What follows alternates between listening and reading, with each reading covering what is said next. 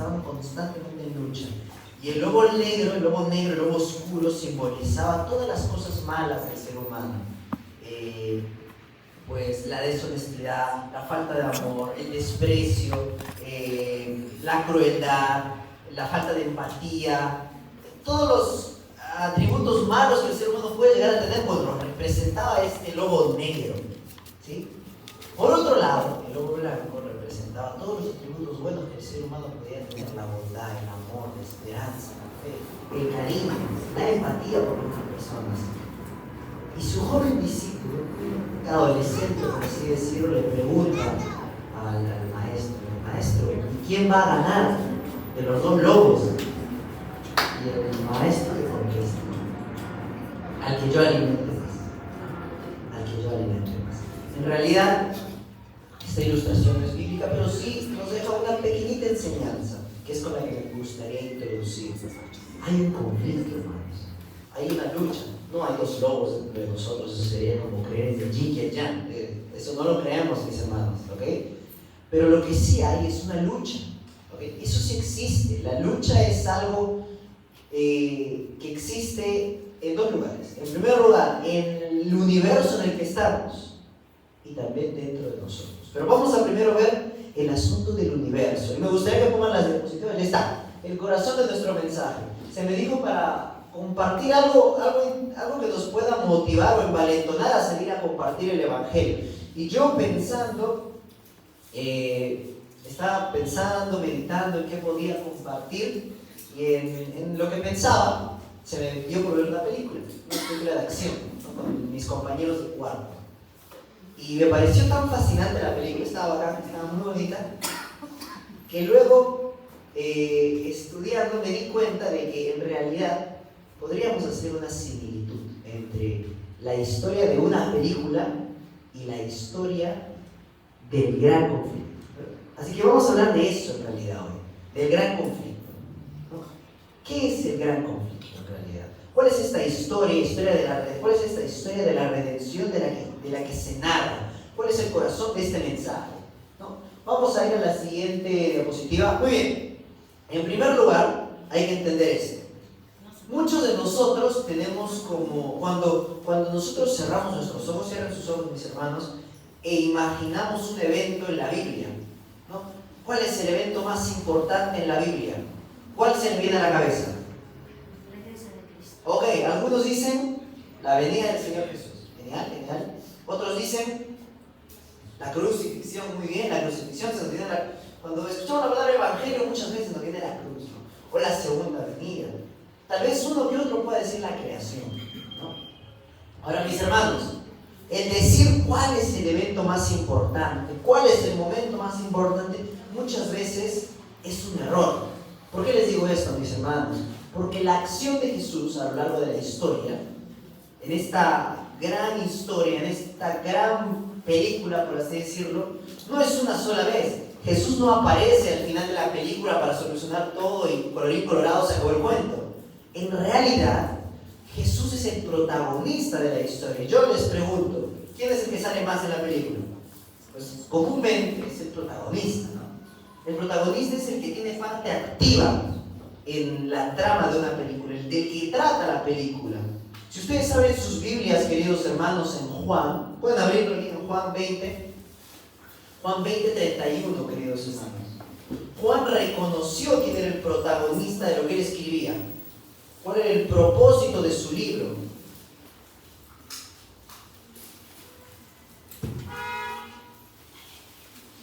Juan 20, el versículo 31.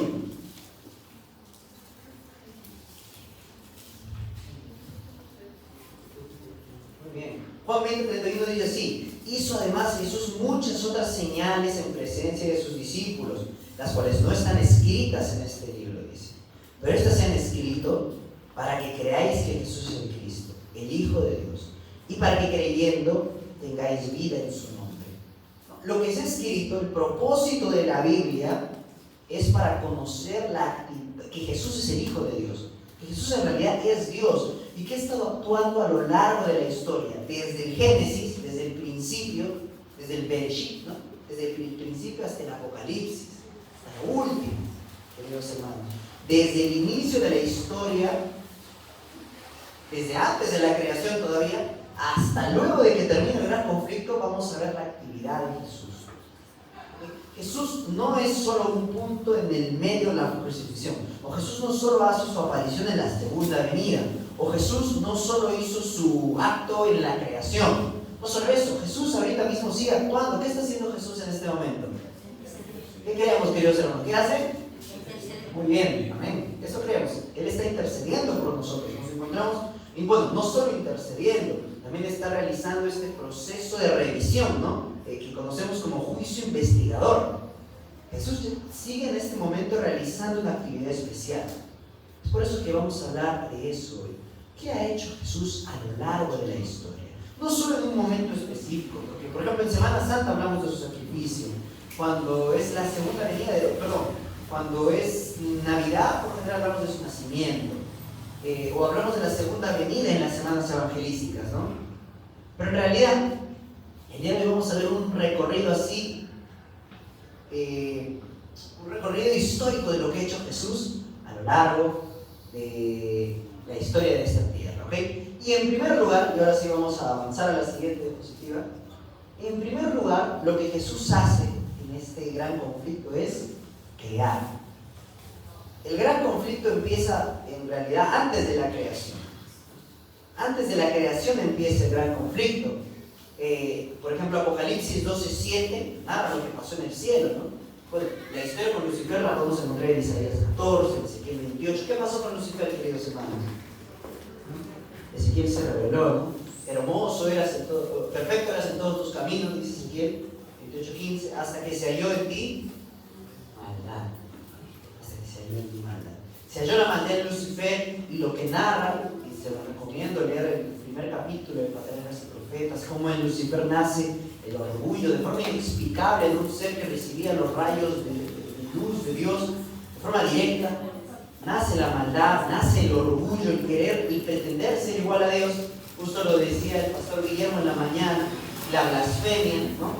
El pretender ser igual a Dios, el querer tener los atributos, la prerrogativa de lo que es ser Dios, ¿no? Quiso ser como Dios, pero claro, eso es algo, hay una distancia, como dijo, insalvable, es algo imposible para Lucifer, no importa cuánto se haya esforzado, ¿no? Entonces, dice el propio Apocalipsis, ¿no? 12:9, fue lanzado fuera el gran dragón, la serpiente antigua que se llama Diablo y Satanás, el que engaña al mundo entero. Fue arrojado a la tierra y los ángeles fueron arrojados.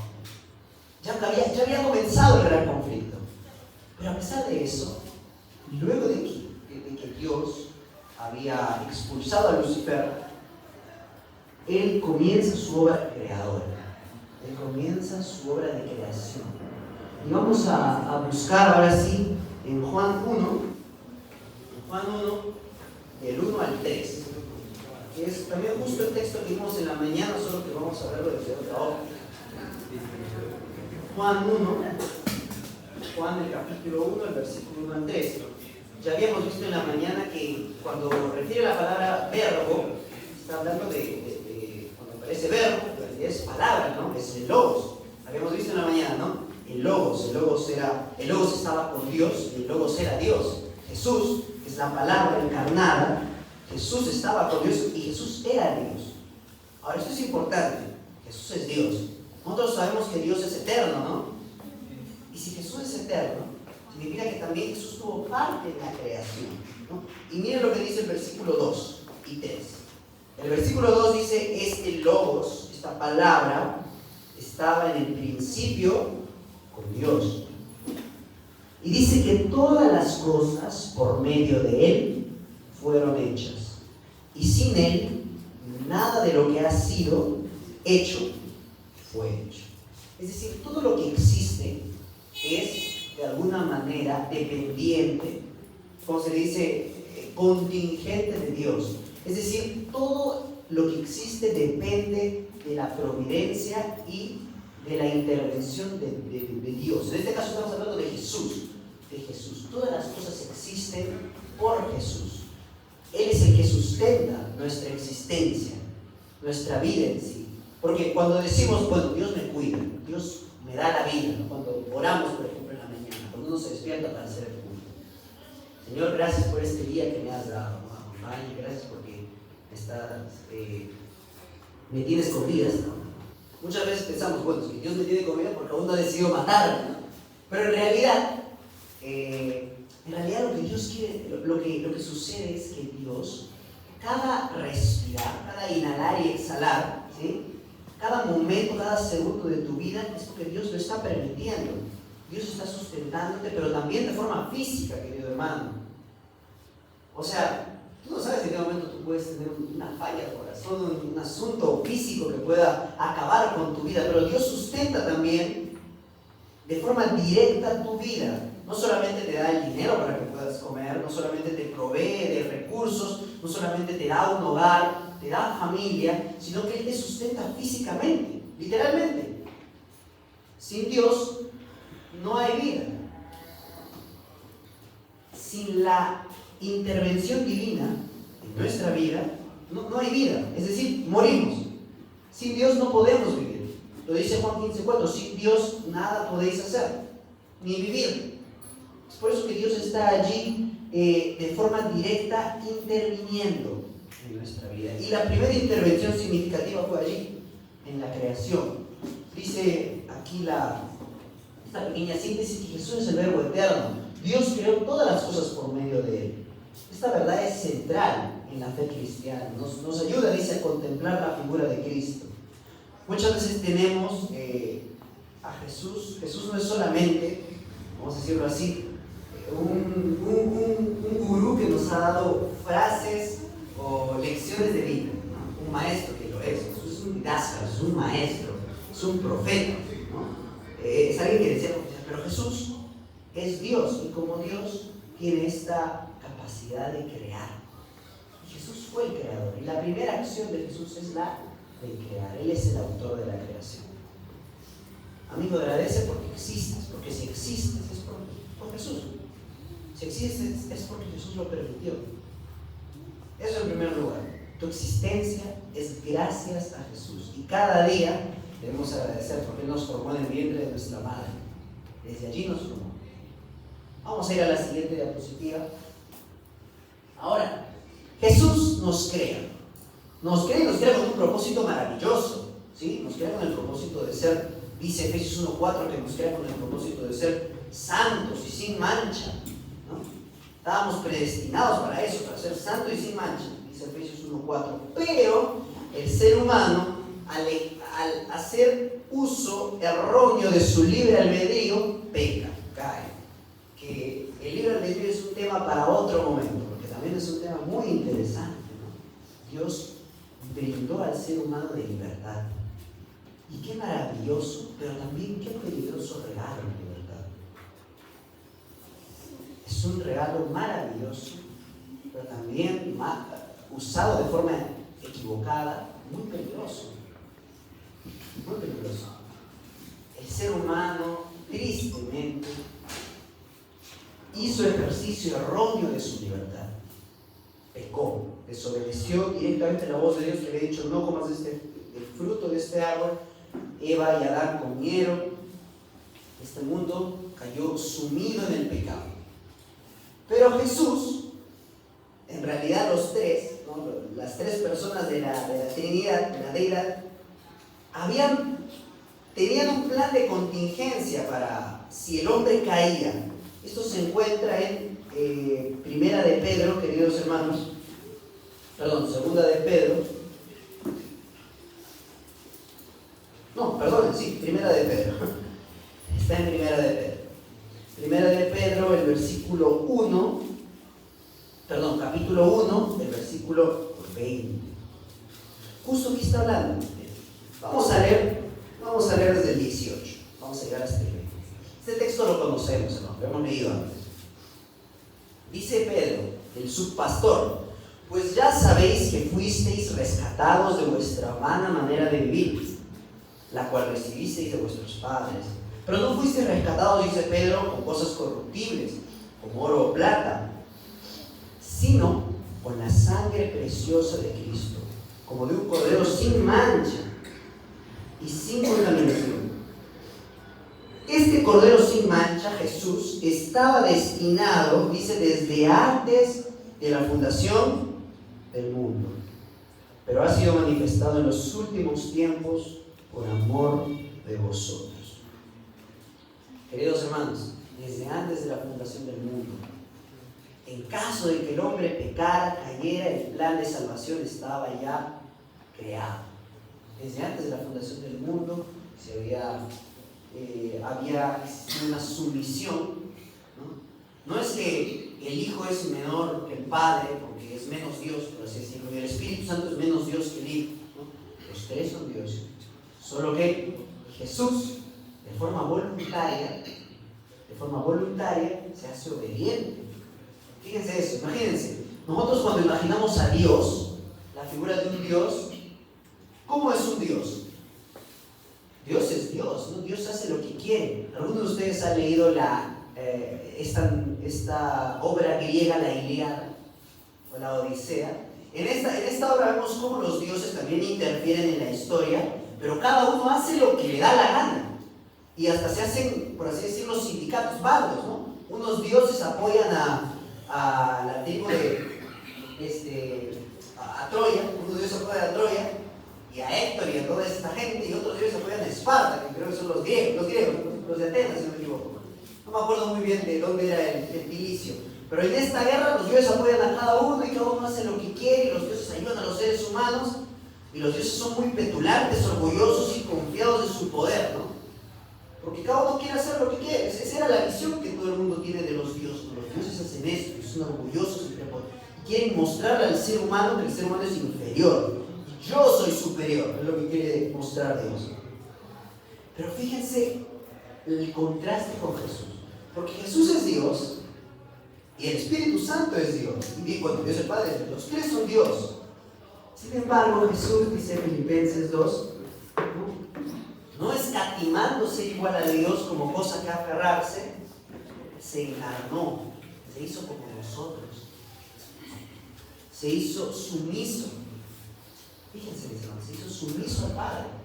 Y Jesús mismo declara en Juan 14:26 que el Padre es mayor que yo, pero no se refiere porque, nuevamente digo, Jesús sea menor que Dios, o sea, Jesús sea menos Dios que el Padre, sino porque Jesús voluntariamente dice: yo voy a tomar una posición de siervo. Fíjense, un Dios mostrando humildad. Y este Dios humilde fue obediente, se hizo siervo, anduvo con nosotros, así como yo estoy hablando ahorita, con mucha más elocuencia seguramente, habló Jesús. Pero se hizo obediente no solo volviéndose como nosotros, sino que se hizo obediente hasta la muerte, dice Filipenses 2, y muerte de cruz. Y esa es la segunda actividad de nuestro Dios, clave, que nosotros la conocemos, la crucifixión, el hecho de haber entregado su vida, ¿no? Cumple, y aquí vemos 3 puntos, este sacrificio cumple la profecía de Génesis 3:15, ¿no?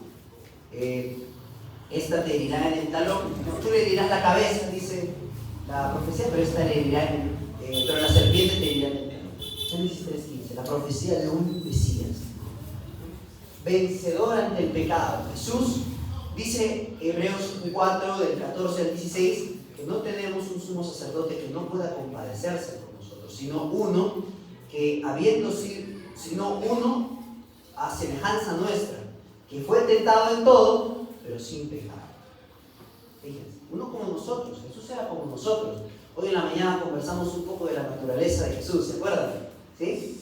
Jesús 100% humano, completamente humano, y nos dieron algunos textos bíblicos, ¿se acuerdan? Jesús habiendo, lo dice el propio Hebreos 14:6, uno en semejanza a nosotros, igual que nosotros, humano, pero a la vez Dios, fíjense.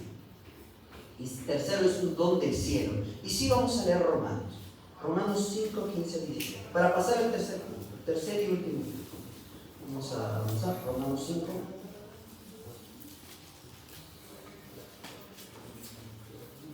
5, 15 al 17. 15 y 17. Ahí es una coma, perdónenme el error. Dice el versículo 15: pero el don no fue como la transgresión, porque si por la transgresión de aquel uno muchos murieron, la gracia y el don de Dios abundaron para muchos por la gracia de un solo hombre, Jesucristo. Aquí también se menciona un solo hombre, Jesucristo. Si por la transgresión, dice el 17, de uno solo reinó la muerte, mucho más reinarán en vida por uno solo, Jesucristo, los que reciben la abundancia de la gracia y del don de la justicia. Fíjense, queridos hermanos, el maravilloso don, regalo. La palabra en griego es chais, que es regalo, gracia, don. Eso es el don. Es un regalo, algo que se da de forma desprendida, sin la necesidad de que la persona, sin que esto signifique una devolución posterior, por así decirlo, ¿no? Jesús, de manera desinteresada, dio su vida por nosotros. Pero claro, lo dio de forma desinteresada, pero sí espera de nosotros algo. Él le encantaría tener nuestro corazón y que nosotros fuéramos obedientes a Él, así como Él lo fue al Padre. Esta es la segunda actividad de nuestro Dios, de Jesús en esta tierra. Murió por nuestros pecados, Salvador de este mundo. Ante la caída, Jesús fue el Salvador de este mundo. En la creación Él fue el Creador, el creó todo. Y en la caída Él fue el Salvador, el que nos redime de este estado condenatorio en el que nos encontramos. Pero Jesús no acaba su obra aquí. Y vamos al tercer y último punto. La siguiente diapositiva, por favor. El Redentor de la humanidad. Conocemos, mis hermanos, este texto de Juan 3:16, porque de tal manera amó Dios al mundo, que dio a su Hijo unigénito, para que todo el que crea no se pierda, sino que tenga. Claro, nos centramos en el sacrificio, que es lo importante. Ya vimos el sacrificio, pero ahora hay un propósito por el cual Dios se sacrificó. No solo para hacernos salvos ahora, sino para darnos, sí, ahí lo dijeron, vida eterna, existencia. Vamos a existir de forma eterna porque dependeremos de Él. Nuevamente, en el Señor está la vida. Dios es el que sustenta la vida. Si estamos de forma permanente con Él, tendremos vida eterna. Eso es a lo que se refiere Jesús cuando habla en Juan 4 con la samaritana. Se van a fluir ríos de agua viva. Es el hecho de estar obedeciendo los mandamientos de Jesús, estar en constante comunión con Jesús, permanecer en Jesús, y la vida va a ser eterna, tal vez no en esta tierra, pero eventualmente Dios dará el regalo a sus hijos fieles, el regalo de la vida eterna. Ahora, todo este sacrificio de Jesús tiene una influencia en este tiempo, una influencia marcada, importante, con la cual debemos vivir. Primera de Juan 2:1, ahí búsquenlo, queridos hermanos. Primera de Juan 2:1, aunque este texto lo debemos saber de memoria, ¿no? Pero, hijitos míos, dice, estas cosas os escribo para que no pequéis. Pero si alguno ha pecado, abogado para el Padre, Jesucristo, justo. Fíjense, queridos hermanos, tenemos este abogado, que consolador, fíjense, el paracletos, que habló el pastor en la mañana, se traduce como consolador, pero también se traduce como abogado. Y la palabrita esa paracletos que aparece en Juan 14, que menciona el pastor en la, también aparece en 1 Juan 2. Es Jesús, al igual que el Espíritu Santo, porque miren, ahorita mismo el Espíritu Santo trabaja aquí. ¿Qué hace el Espíritu Santo según Juan 16? Convence de pecado, de justicia y de juicio en esta tierra, nosotros. Y si pecamos, ¿quién intercede por nosotros en el santuario? Jesús. Los dos están trabajando de forma conjunta, el Espíritu Santo y Jesús. Y eso hasta que llegue la redención, hasta que llegue el momento final del conflicto, al menos en esta tierra. Vamos a ver Isaías 25:9. Es un texto muy hermoso. Isaías 25:9. Vamos a buscarlo todos este texto y marcarlo en nuestra Biblia, porque este texto habla de la redención futura. De que la salvación, el plan de salvación no es que Jesús murió en la cruz y ya somos salvos, ¿no? Por siempre, una vez salvo, siempre salvo, ¿no? Queridos amigos, hermanos, ¿no? La salvación es un proceso, al contrario, este evento de una vez salvo, siempre salvo, lo creía, por ejemplo, Lutero, ¿no? Lutero creía de una vez salvo, siempre salvo. Sin embargo, nosotros entendemos de que la salvación no es un proceso aislado, ¿no? O, por así decirlo, único en la historia, sino que es un proceso, es una línea que terminará con nuestra redención futura. ¿Y qué dice ahora sí? Isaías 25:9. Se dirá en aquel día: he aquí, este es nuestro Dios. Le hemos esperado y nos salvará. Este es Jehová, a quien hemos esperado. Nos gozaremos y nos alegraremos en su salvación. Qué lindo será cantar esto cuando el Señor regrese. He aquí, este es nuestro Dios. Fíjense el contraste. ¿Se acuerdan cuando los sellos, se acuerdan de los sellos en Apocalipsis 6? Cuando, ¿qué dicen los impíos? Caed sobre nosotros, ¿no? Las rocas, las montañas, taparnos de la ira, de su ira, ¿no? Porque ¿quién podrá permanecer en ti? Pero fíjense el contraste con el pueblo de Dios. He aquí, este es nuestro Dios. He aquí, este es nuestro Dios. El Señor Jesús termina la parte del conflicto con esta redención del ser humano, con esta salvación, con esta forma de otorgar la vida eterna. Y me gustaría, queridos hermanos, terminar leyendo esta cita de Benguay. La siguiente diapositiva, por favor, amigos. Miren lo que dice esta cita, es maravilloso. Muchos consideran este conflicto que hemos visto ahorita, ¿sí?, entre Cristo y Satanás, como si no tuviese una importancia especial para su propia vida. Y para ellos tiene poco interés. Pero esta controversia se repite en el dominio de todo corazón humano. Nunca sale uno de las filas del mal para entrar en el servicio de Dios sin arrostrar, sin sufrir, mejor dicho, o sea, sin tener que padecer los asaltos de Satanás. Las seducciones que Cristo resistió son las mismas que nosotros encontramos tan difíciles de resistir hoy. Hermanos, hemos visto el día de hoy de forma breve, hemos ido así bastante rápido, un poco del gran conflicto, ¿no? Muchas veces escuchamos, ¿cómo es la historia? La historia será cíclica, la historia será lineal. Nosotros creemos, o la Biblia muestra en realidad, una historia casi lineal, una historia que va así, una línea, pero de repente cae. ¿Porque qué pasa? El ser humano cayó, pecó, una caída en la historia. Y estamos caídos y nos encontramos en este mundo caídos y seguimos caídos hasta que el Señor nuevamente nos redima y restaure la historia para que continúe su curso. Fíjense, es casi lineal, ¿no? Es lineal, con una pequeña alteración, porque eso es lo que produjo el pecado, ¿no?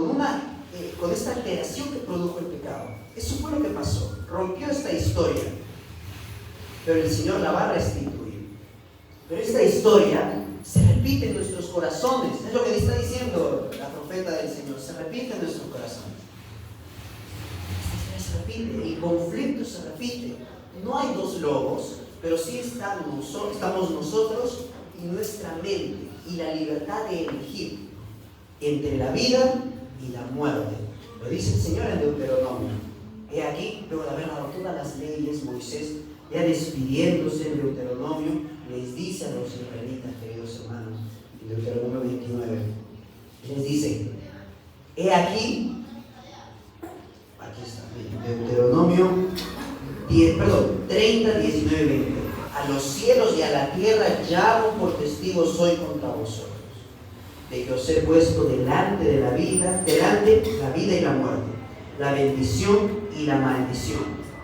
Dios, queridos hermanos, mejor dicho, en la situación en la que nos encontramos, y a todo el mundo en general se nos presenta esta oportunidad: elegir la vida o la muerte, entre la bendición y la maldición, entre elegir a Dios o a la elegir a Dios. Es la decisión que todo el ser humano tiene, y de eso depende el gran conflicto. ¿De quién decidimos? De la misma forma que existe un conflicto en el mundo en el que estamos, en el universo en el que nos encontramos, existe un conflicto aquí, en nuestro interior. nuestra mente, nuestra mente, entre ver a quién vamos a escoger. Y el consejo de Moisés es un consejo para nosotros. Escoge pues la vida, para que vivas tú y tu descendencia, amando a Jehová, tu Dios, atendiendo a su voz y siguiéndolo a Él, pues Él es tu vida, así como la prolongación de tus días, a fin de que habites sobre la tierra prometida, que juró Jehová a tus padres, Abraham, Isaac y Jacob, que les había de dar. La promesa para estos patriarcas también es para nosotros. La salvación dada desde Edén también es para nosotros el día de hoy. El gran conflicto ocurre en nuestra mente. Escojamos la vida, queridos hermanos. Escojamos la vida. Entendemos que nos encontramos en este contexto de lucha y escojamos por el Señor. Escojamos servir a Dios, ponernos de su lado. Sí, queridos hermanos, esto es lo que tenemos que predicar a las personas. Por eso el título del tema se llama El corazón de nuestro mensaje. Porque la gente trabaja en base a necesidades. Me gustaría terminar diciendo eso. La gente trabaja en base a necesidades.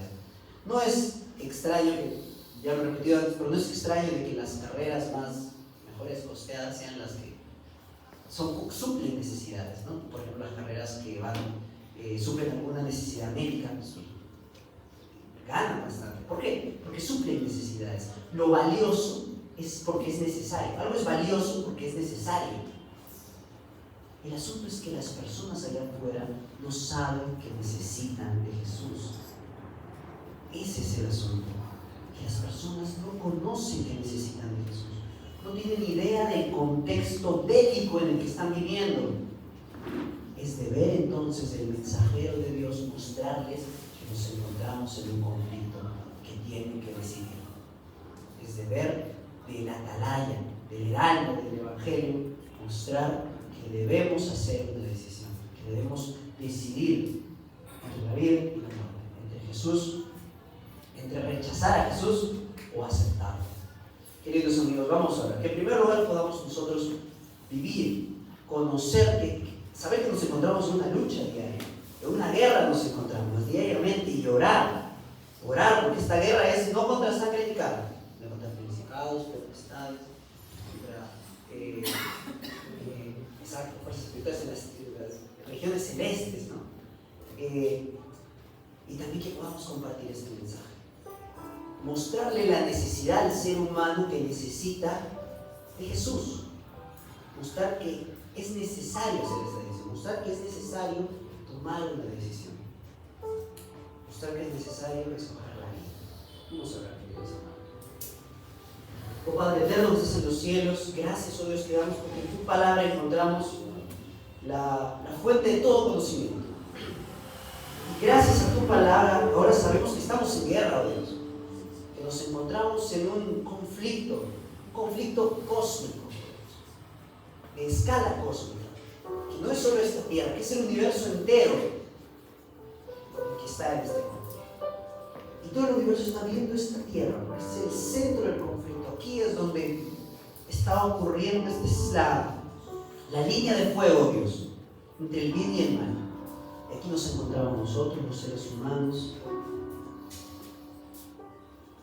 Pero a pesar de todo eso, muchos seres humanos ignoran que nos encontramos en una batalla, en esta guerra. No sabemos que necesitamos de un Salvador, de un caudillo, de aquel que nos haga vencedores. El ser humano no conoce esta necesidad, Señor. En primer lugar, ayúdanos a estar seguros de que necesitamos de ti, de que no podemos ganar esta batalla solos, de que esta guerra se gana contigo, no se pierde sin ti. Ayúdanos, oh Dios, a ser defensores del Evangelio, a ser guerreros, oh Dios, que luchen con la espada de tu palabra, con el escudo de la fe, con toda la armadura tuya, que podamos salir victoriosos, Dios. Pero que no solo seamos guerreros, no solo seamos luchadores, sino que también, oh Dios, seamos mensajeros, atalayas, dadores de buenas nuevas, evangelistas, que podamos mostrar al mundo que es necesario hacer una decisión, que es necesario tomar un bando, tomar parte de un bando, en este conflicto cósmico. En tu lado, en contra tuyo, pero ayúdanos a mostrar al mundo que lo favorable es escoger la vida, escogerte a ti, escoger la bendición. Tú deseas lo mejor para nosotros, Dios. Ayúdanos a mostrar eso al mundo, que podamos ser guerreros y mensajeros, luchadores y heraldos. Te pedimos todo esto